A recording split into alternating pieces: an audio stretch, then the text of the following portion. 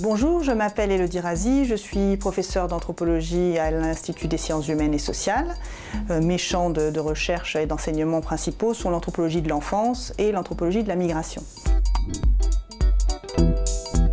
L'acte de nomination est un acte essentiel dans toutes les sociétés. Il a pour but, pour fonction, entre autres, d'humaniser l'enfant qui vient au monde et de le socialiser, c'est-à-dire de l'inscrire dans sa communauté.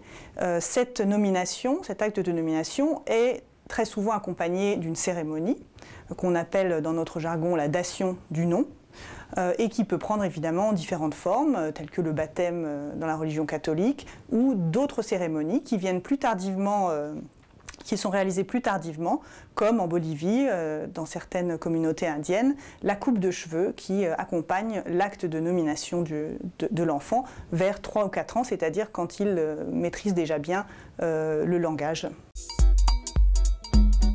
Il existe des prénoms protecteurs. On pense à Marie qui est donnée comme deuxième ou troisième prénom à des enfants dans les familles catholiques et qui donc a une vertu protectrice pour l'enfant ainsi baptisé.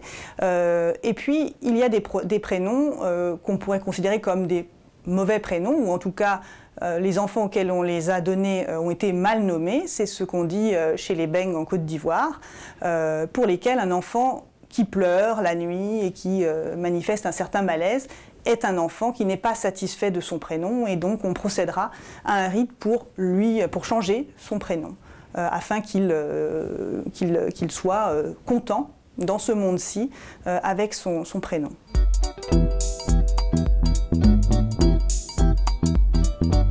On peut donner aujourd'hui presque n'importe quel prénom à son enfant. On s'en rend compte, même s'il y a des limites juridiques à cet acte de nomination. On s'en rend compte quand on entend la liste de prénoms qui sort chaque année. Ce stock de prénoms disponibles augmente donc, et on puise par exemple dans la télé-réalité, dans les séries télévisées, chez les sportifs ou les artistes chanteurs par exemple, plutôt généralement dans les couches les plus populaires de la société, mais pas seulement. Et on nomme son enfant donc en le différenciant, quand il s'agit d'un prénom original, des autres, ce que les sociologues désignent comme la montée de l'individualisme. Il faut différencier son enfant le plus possible des autres. Cependant, on peut aussi composer avec la tradition en donnant en deuxième prénom, troisième prénom éventuellement, les prénoms des grands-parents. C'est ce que font de nombreuses personnes, alliant donc originalité et tradition, modernité et tradition.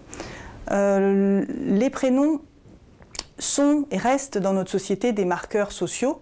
On s'en rend compte évidemment quand on voit que certaines personnes essaient de s'approprier des prénoms plutôt donnés dans la bourgeoisie, dans les classes aisées, ce qui a pour conséquence généralement que peu de temps après, ces prénoms sont beaucoup moins donnés une fois qu'ils ont été donnés dans les classes plus populaires. Donc un marqueur social, un marqueur ethnique également parfois, quand on doit nommer son enfant en situation de migration, on l'inscrit dans son pays d'origine ou dans le pays d'origine de ses parents. Donc d'une manière générale, ce qu'on peut dire, c'est que le prénom de l'enfant est un très beau, l'acte de nomination et les prénoms sont des très beaux terrains pour étudier la place de l'enfant dans notre société contemporaine, ainsi que les formes de la famille et de la transmission.